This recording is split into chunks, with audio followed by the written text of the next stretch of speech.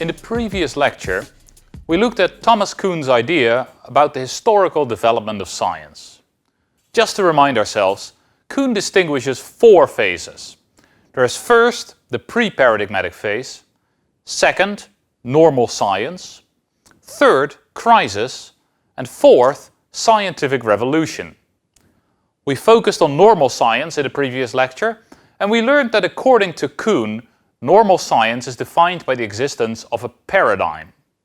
A paradigm consists of all the theories, concepts, methods, and so on that a scientific discipline takes for granted. During normal science, which is basically science as we all know and learn it, scientists trust this paradigm, and the main scientific activity can be seen as solving scientific puzzles within the rules of the paradigm. During this phase, scientists are not critical about the paradigm itself. They simply take it for granted. So what about the other phases? Let's start with the first phase, the pre-paradigmatic phase.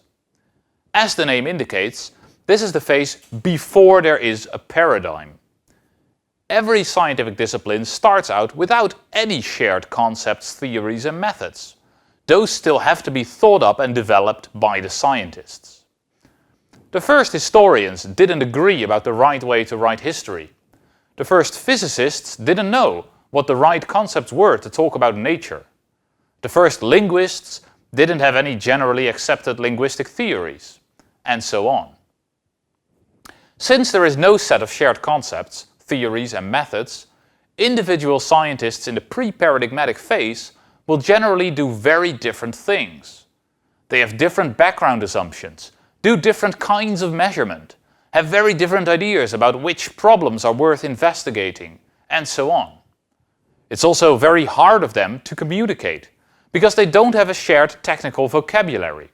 They never really know whether they're all talking about the same thing. In such circumstances, it is almost impossible for scientists to work together.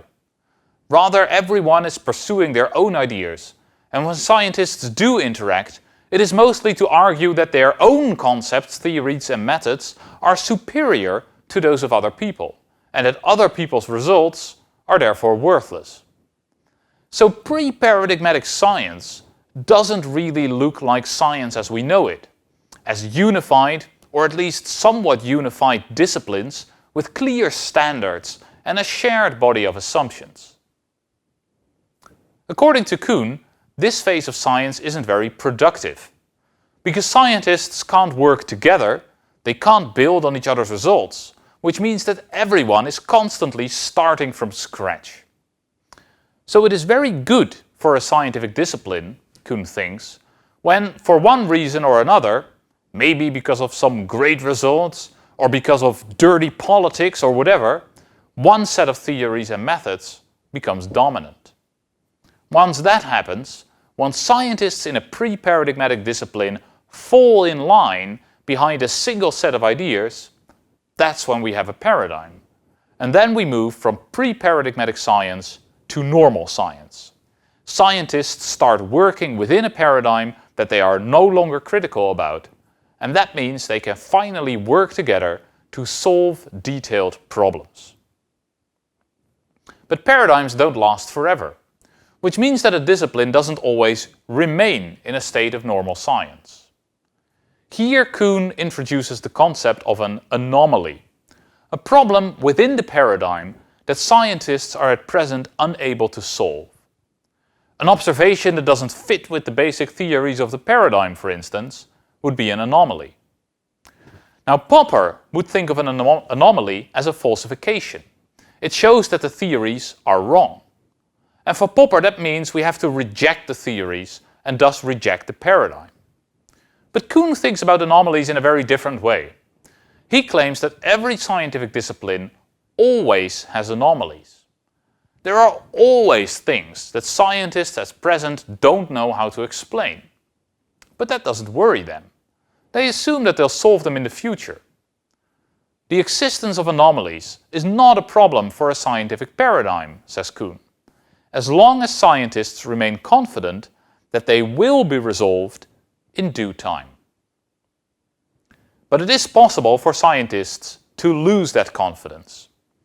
If the number of anomalies keeps growing, and if scientists have almost no success when they try to solve the existing anomalies, then, Kuhn says, scientists will start to doubt whether they can ever solve these anomalies within the current paradigm. When that happens, we have reached the phase of crisis. So a crisis is a phase when scientists start doubting their own paradigm. In normal science, scientists have confidence that the paradigm will allow them to solve all the puzzles they want to solve. In a time of crisis, scientists are losing that confidence. This means that in times of crisis, scientists become critical of the paradigm. They start wondering whether it shouldn't be changed. They become interested in radical new ideas, new theories, new methods, new concepts. They start to think out of the box, so to say, outside the paradigm that they have been using for all these years. And the longer a crisis lasts, the more critical scientists become and the more radical are the new ideas that they take seriously. Now, there are two ways to end a crisis. One possibility is that some of the most important anomalies are solved within the current paradigm. Then the confidence of scientists in their paradigm will be restored and we go back to normal science. The crisis is over. The second possibility is the more dramatic. It is that a new paradigm emerges, a new set of theories, concepts and methods that promises to solve some of the most important anomalies. If the majority of the scientific community embraces this new paradigm and abandons the old paradigm, then we have reached the fourth phase of science, a scientific revolution. A scientific revolution, then, is that phase of science where one paradigm is abandoned and another is accepted. Kuhn also calls this a paradigm shift. Such revolutions are the most dramatic episodes in the history of science. One way of thinking is abandoned and an entirely different way of thinking is accepted. Some examples, which I won't go into in any detail, might be the famous scientific revolution with capital letters of the 17th century, but also the Renaissance revolution in philology, the Darwinian revolution in biology, or the Chomskyan or Saussurean revolutions in linguistics. These are moments which define scientific disciplines for decades or even for centuries.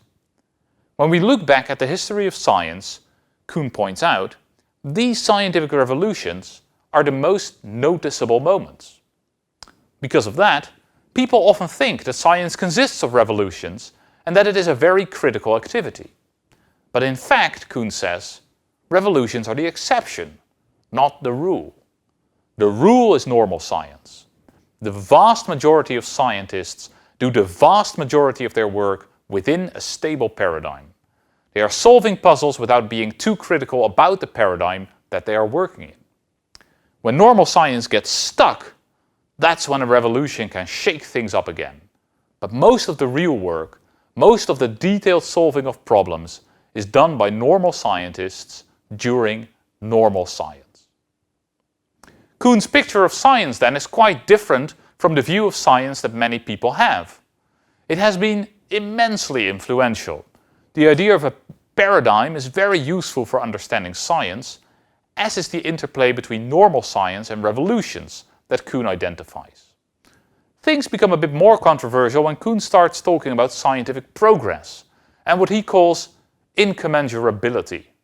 But that is the topic for the next lecture.